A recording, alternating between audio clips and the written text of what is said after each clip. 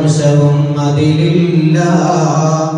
ഖുർആനിലും സുന്നത്തിലും വന്നില്ല. ഇജ്മാഇലും ഖിയാസിലും കാണില്ല.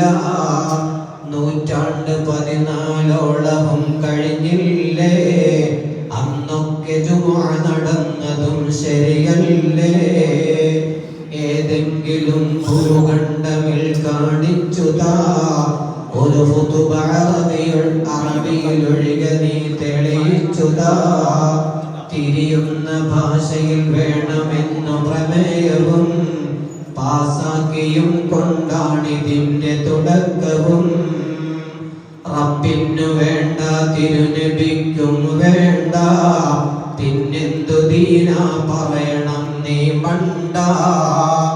യാതൊരു ഡിമാൻഡും വേണ്ടടോ പ്രസംഗത്തിന്, പിന്നെങ്ങിനാണ് ഈ ന്യായവാദം ചേരണേ?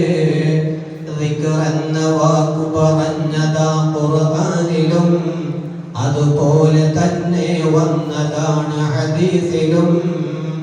നിസ്കാരമേതു ഭാഷയിൽ നടത്തേണ്ടതാ, ആ രീതി തന്നെ ഖുതുബയും തുടരേണ്ടതാ.